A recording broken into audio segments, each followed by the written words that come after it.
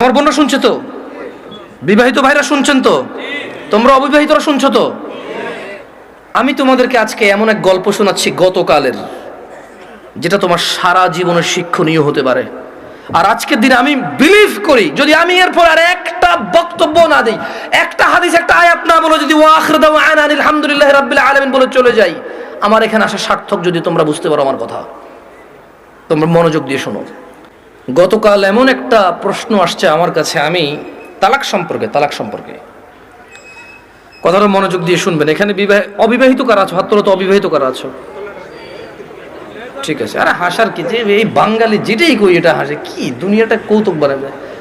অবিবাহিত কে আছে এটা কি হাসার কিছু হয়ে গেল? কি মানে বুঝলাম না জিনিসটা। এইটাও হাসার কিছু? ভাই আমি এখানে বললাম যে অবিবাহিত কারা আছে, সবাই হাসা শুরু করতে, মানে কি কি কয় শরম পাইছে? আপনাকে বলছে ওরা শরম পাইছে? কে বলছে? জবাব দিয়েছেন কি এখানে? আপনার তো জবাব তো ঠিক হয় না ওদের পক্ষ থেকে। ওরা তো বলে না ওরা শরম পাইছে, ওদের কাছে মনে হয়েছে হুজুর এখন কৌতুক করবে। বিবাহিত যারা আছো হাত তোলো তো। মাশাআল্লাহ, তোমাকে বসেন। তো আমি তেমন কখনো ব্যক্তিগত বিষয়ে তেমন বলি না মাহফিলে, এটা আপনারা অনেকে হয়তো জানেন যারা আমাকে চেনেন। গতকাল আমার কাছে এক প্রশ্ন আসলো তালাক বিষয়ে। আমি বেশিরভাগ সময় অ্যাভয়েড করি তালাক বিষয়ে প্রশ্ন। এমনিতে আমি নর্মালি কোনোদিন কোনো ফতোয়া দিই না।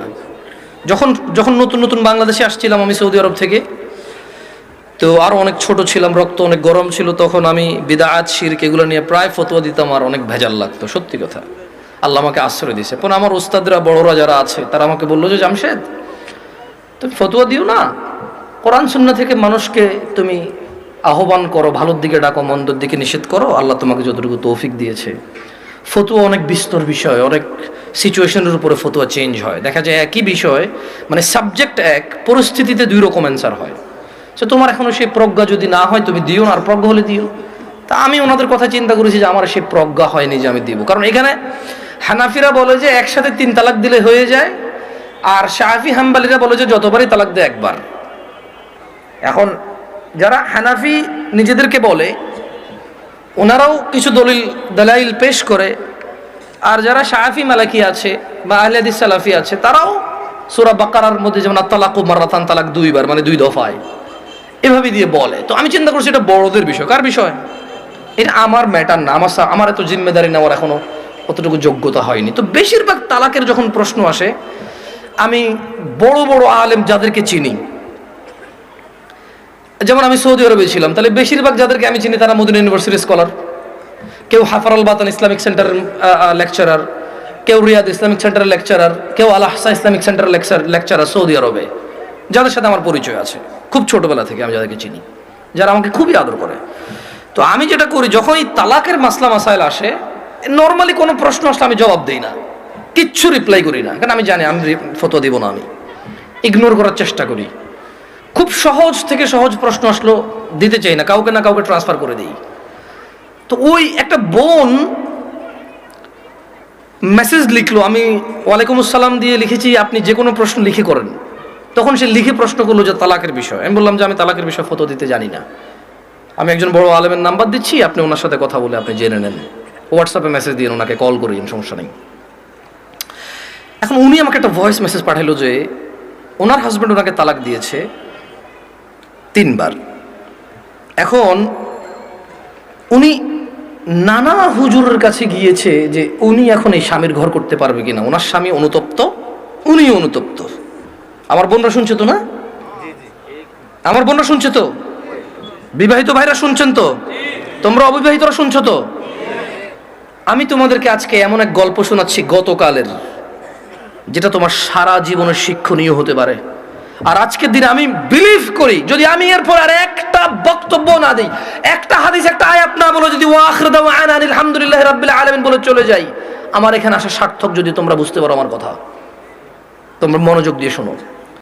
তো বললো যে আমি বেশ কিছু হুজুরের কাছে যতটুকু আমি আমাকে বলেছে যে আমি আহমদুল্লাহ হুজুরকে মেসেজ করেছি, উনি রিপ্লাই করেনি, আমি আজহারি হুজুরকে মেসেজ করেছি, রিপ্লাই করেনি, আমি আব্দুর রাজাক বিন ইউসুফ হুজুরকে মেসেজ করেছি, উনি রিপ্লাই করেনি, আমি কুয়াকাটা হুজুরকে মেসেজ করেছি, রিপ্লাই করেনি, আপনি জামশেদ মজুমদারের ফেসবুকে মেসেজ করেছি, রিপ্লাই করেননি, এর মধ্যে কেউ রিপ্লাই দেয়নি। আপনি আমাকে ওয়ালাইকুম আসসালাম রিপ্লাই দিয়েছেন হোয়াটসঅ্যাপে মেসেজ দেওয়াতে। আমাকে একজন হুজুর বলল আমি আমার স্বামীর সাথে থাকতে পারবো একটা হারাম কাজের মাধ্যমে। কি কাজের মাধ্যমে? হারাম কাজের মাধ্যমে। আমি চিন্তা করলাম, হুজুর যদি বলে হারাম কাজের মাধ্যমে থাকতে পারে, তাহলে হুজুর নিজে তো এটাকে হারাম বলছে, জিনিসটা কি? তখন আমি বোনকে আর সাহস করে কিছু না বলে আমি শেখ মুস্তাফিজুর রহমান বিন আব্দুল আজিজ আল মাদানী হাফিজাহুল্লাহ, উনি সৌদি আরবে হাফারাল বাতান ইসলামিক সেন্টারে ছিল, খুব আদর করে আমাকে। আমি বললাম যে আমি একজন বড় আলেমের নাম্বার দিচ্ছি, আপনি ওনাকে কল দিয়ে আপনার মাসালাটা জেনে নেন, আমাকে আপনার পুরো কথা খুলে বলার দরকার নাই, আপনি ওনার সাথে ডিসকাস করেন। ঠিক 2 ঘন্টা বা 3 ঘন্টা পর উনি আমাকে মেসেজ দিল যে হুজুর আমি একটু আপনার সাথে কথা বলতে চাই। আমি বললাম যে আমি আপনার সাথে কথা বলবো না, আমি আপনাকে যার নাম্বার দিয়েছি যদি ওনার কথায় আপনার কিছু বুঝে না আসে তাহলে আমার কথা আপনার বুঝে আসবে না।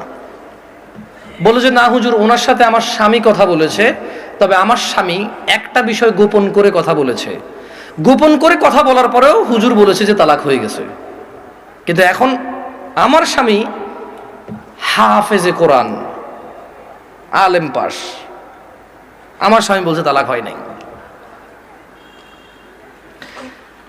আমি বললাম যে ওকে, আপনি শেখকে কল করে বলেন যে আপনার স্বামীটা গোপন করেছে। বলে যে আমি ভয় পাচ্ছি ওনাকে কল দিতে, কারণ আমার স্বামী কথা বলেছে, উনি আবার কি মনে করে। আমি বলছি উনি কিচ্ছু মনে করবে না, আমি ওনাকে ফোন দিচ্ছি, আপনি কথা বলেন। ভদ্রমহিলা কথা বলবে না। তখন জোহরের টাইমের সময় হয়েছে, আমি ফোন দিলাম। এবার মানে আমার একটু মেজাজ খারাপ হয়েছে। কি খারাপ হয়েছে? মেজাজ খারাপ হয়েছে। ওই ভদ্রমহিলা আমাকে বারবার বলতে চেষ্টা করতেছে যে আমার একটা বাচ্চা আছে, যদি এখন আমরা স্বামী স্ত্রী আলাদা হয়ে যাই আমার বাচ্চাটার কি হবে? কনসার্ন কোথায়? বাচ্চা। আমি কল করলাম, কল করে বললাম আপনি তালাক হয়েছেন বা হন নাই, আমি কি এরকম কিছু বলছি? বলে যান না। আমি বললাম ধরে নেন আপনার স্বামী আপনাকে তালাক না দিয়ে যদি গলা একটা কোপ দিত, আপনার গলাটা কাটতো কিনা? বলে যে কাটতো। আমি বললাম তালাক দিল, তালাক হবে। এবারে হুঁশে দিছে না বেহুঁশে দিছে, রাগ করে দিছে না আদর করে দিছে, মজা করে দিছে নাকি দুষ্টামি করে দিছে, এইটা ম্যাটার না। আপনার স্বামী যদি আপনাকে 5 তলা বিল্ডিং থেকে রাগ করে অথবা রাগ না করে হাসি মুখে অথবা দুষ্টামি করে যদি আপনাকে ধাক্কা দিত, আপনি কি পড়তেন 5 তলা থেকে? বলে যে পড়তাম। তাহলে আপনার কেন মনে হচ্ছে না যে আপনার স্বামী আপনাকে রাগের মাথায় তালাক দিলে হবে না? রাগের মাথায় ধাক্কা দিলে যদি 5 তলা থেকে পড়ে আপনার হাত পা ভেঙে যায়, মরার সুযোগ থাকে, মরে যেতে পারেন আপনি, এরকম সম্ভাবনা থাকে, তাহলে কেন আপনার স্বামী আপনাকে তালাক দিলে তালাক হবে না? মানতে অসুবিধা কোথায়? যে আল্লাহ আপনার এই স্বামীকে কবুল বলার পরে ওর সাথে থাকা বৈধ করেছে, সে আল্লাহই তো 3 তালাক পরিপূর্ণ হয়ে গেলে থাকাটা অবৈধ করেছে। যিনি আপনাকে এর সঙ্গ দেওয়ার জন্য বৈধ করেছে, আপনি মেনেছেন সেটা, উনি যখন অবৈধ করেছে সেটা মানছেন না কেন আপনি? প্রবলেম কোথায় আপনার? আপনার বাচ্চা? যদি আপনার হাজব্যান্ড কালকে অ্যাক্সিডেন্ট হয়ে মারা যায়, মৃত্যুর পর আপনার হাজব্যান্ডকে নিয়ে আসতে পারবেন জীবিত করে? না। যদি আপনি মারা যান কালকে, আপনার এই বাচ্চা কি মাহারা হবে না? হবে। ওকে, আপনার দুইজনই উভয় মারা গেলেন, কোন অ্যাক্সিডেন্টে বাচ্চাকে রেখে গেলেন, বউ জামাই গেলেন কোথাও ঘুরতে বা ডাক্তার দেখাইতে, অ্যাক্সিডেন্টে 2 জন মারা গেলেন, আপনার এই বাচ্চা থাকবে কিনা? বলে থাকবে। তো তখন আপনাকে কি ফিরাইতে পারবে কেউ মৃত্যু থেকে? না। তা আপনি কেন আল্লাহর বিধান মানতে এত অসুবিধা হচ্ছে যদি পরিপূর্ণ তালাক হয় আপনার? আমি বললাম শেখকে কি প্রশ্ন করেছে? বলে যে ও আমাকে বিয়ের পরে, মেয়ের বয়স মাত্র 18 বছর, ওয়াল্লাহ ভাই আমি কথা বলতাম না, আমাকে ভয়েসে বলেছে যে ভাই আমার বয়স মাত্র 18, আমার একটা বাচ্চা আছে, আমার স্বামী খুব বদমেজাজি, আমাকে তালাক দিয়েছে, এখন ও অনুতপ্ত থাকতে চাই। কত বছর বয়স মেয়ের? শুধু 18, একটা বাচ্চার মা। যে বাচ্চা, ওই বাচ্চার বয়স আমাকে বলেছে যে 3 মাস বা 3 বছর, আমার সঠিক মনে নাই, এরকম কিছু বলেছে। আমি বললাম আপনি কি মানে নিজে নিজে পছন্দ করে বিয়ে করেছেন নাকি বাবা মা পছন্দ করে বিয়ে দিয়েছে? বললো যে বাবা মা পছন্দ করে বিয়ে দিয়েছে। আমি বললাম বিয়ের আগে স্বামীকে চিনতেন না? বলে যে না। আমি বললাম আপনার স্বামী নামাজ পড়ে না, ঠিক না? বলে যে হ্যাঁ। আমি বললাম আপনার স্বামী তো নামাজ পড়ে না, ঠিক না? হ্যাঁ। বললাম আপনার স্বামী হুজুর আলেম এগুলো বলে লাভ কি, হাফেজ বলে লাভ কি? ও তো নামাজই পড়ে না, ও তো ধর্মর কোনো মূল্যায়নই করে না। ও আপনাকে তালাক দেয় আবার রাখে, আবার তালাক দেয় আবার রাখে, আবার তালাক দেয় আবার রাখে, এখনো আপনাকে রাখতে রাজি আর আপনি ওর কাছে থাকতে রাজি। তো বললো যে প্রথমে একদিন তালাক দিল, তালাক দেওয়ার পর ওনার স্বামী বিলিভ করে একসাথে 3 তালাক দিলে তালাক হয়ে যায়। ওনার স্বামীর এটা দেখেন, আমি আবার বলি, এটা আমি বলছি না, উনি বলছে যে ওনার স্বামী হাফেজ এবং আলেম পাশ মেবি, বা হাফেজ এটা কনফার্ম আমি। তো বললো যে উনি জানে যে এক বৈঠকে 3 বার তালাক দিলে তালাক হয়ে যায়, কিন্তু শেখ মুস্তাফিজুর রহমান বিন আব্দুল আজিজ মাদানীকে যখন ফোন করেছে তখন উনি বলেছে আচ্ছা ধরলাম একবার, 3টাকে কয়বার ধরলাম? এক বৈঠক ধরলাম। বলে যে আপনাকে আদ দিছে? বলে যে হ্যাঁ আরেকবার দিছে। বলে যে ওটাকে আবার ধরলাম। বলে যে আদ দিছে? বলে যে সে গোপন করছে, কিন্তু সে একদিন আমাকে বলছে তোমাকে আমি তালাক দিলাম, তুমি যাচ্ছ না কেন? এই কথাটুকু শেখের কাছে সে গোপন করেছে। কি করেছে? শেখ নাকি তখন প্রশ্ন করেছে আপনি যদি হানাফি মাসলাকের হন, জীবন যদি হানাফি বিধান অনুযায়ী চলেন, আর আপনার স্বামী নিজে যেহেতু হাফেজ বা আলেম, ও তো এটা জানে যে এক বৈঠকে 3 বার দিলে হয়ে যাচ্ছে। আর কোরআন সুন্নাহ অনুযায়ী যদি আপনি শাফি মালিকের দিকে আসেন, সেই ক্ষেত্রে ওনারা এক বৈঠকে যতবারই দেয়, কয়বার ধরে? একবার। তো বলো যে অনেক সময় আমরা ফতোয়া দেই যে ঠিক আছে, মানে আপনি হানাফি কোনো বড় বিজ্ঞ আলেম থেকে মাদ্রাসা থেকে ফতোয়া নিয়ে ওনারা লিখিত ফতোয়া দেয় কি সেটা আপনি জেনে নেন। মানে তালাক নিয়ে তেমন কেউ ভেজাল করতে চায় না, কারণ মারামারি কাটাকাটি হয়ে যাবে, বোঝেন নাই, মিছিল মিটিং হয়ে যাবে। এক গ্রুপ বলবে তালাক হয়ে গেছে, আরেক বলবো হয় নাই, বলবে যে জানা করতেছে ও হুজুরের কথায়। ভাই এটা বিশাল বড় একটা প্রবলেম, বুঝছেন না বোঝেন নাই? সত্যি আমার পক্ষে সলভ করা সম্ভব না। তখন আমি ওই বোনকে বললাম যদি আপনার তালাক হয়ে যায় চলে যান, ইদ্যত পালন করে কোথাও বিয়ে বসে যাইয়েন, আর পরবর্তী স্বামীর যত্ন নিয়েন করে দিয়েছে। তো আমি মহিলাকে বললাম যে আপনার তালাক হয়েছে বা হয় নাই ফটো দেওয়ার আমার যোগ্যতা নাই, আপনি যদি মনে করেন আপনার স্বামী গোপন করেছে শেখের সাথে, তালাক একবার তালাক দিছে যেটা গোপন করেছে, আপনি ওনার সাথেই কথা বলেন। তো আমি আমার বোনদেরকে বলবো, বোন ও আচ্ছা, আমি ওই মেয়েটাকে এতটুকু বললাম যে যেই ছেলে আপনাকে 3 বার তালাক দিল, 3 বার, আপনার কাছে কেন মনে হয় ও 4র্থবার দিবে না? আবার আপনার কাছে কেন মনে হলো যে ও 4র্থবার দিবে না? আর এই তো আপনি এই স্বামী ছাড়া থাকতে পারবেন না, আপনার একটা বাচ্চা আছে, কেন আপনি স্বামীর সাথে এমন ব্যবহার করলেন যে ও তালাক পর্যন্ত গিয়ে পৌঁছালো? ওর উপায় কি? ওই বেচারার উপায় কি? ধরলামও খারাপ, ওর চেয়ে নিকৃষ্ট পুরুষ আর এই পৃথিবীতে আমি ধরে নিলাম। আপনি যদি ওর সাথে এমন ব্যবহার করেন যে ও তালাক দেওয়া ছাড়া রেখে উপায় নাই, একটা ঘরে আগুন লেগে গেছে, বের হবে না মানুষ বের হবে না? এই দরজা বন্ধ, সেই দরজা বন্ধ, সেই দরজা বন্ধ, জানালা দিয়ে হলো তো মানুষ বের হবে না? তা আপনি এমন এক সংসারের মধ্যে কেরেঙ্গাল লাগাই দিয়েছেন, কিচ্ছা কাহিনী লাগাই দিয়েছেন, এমন এক অশান্তি লাগাই দিয়েছেন, ও তালাক ছাড়া বেরোতে পারছে না এখান থেকে। এমন করলেন কেন? এই যে এখন কান্নাকাটি করতেছেন, এমন করলেন কেন?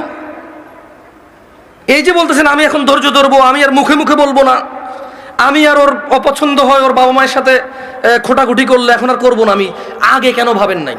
আমি আমার বোনদেরকে বলবো তোমার স্বামী আছে, ওকে গুরুত্ব দাও।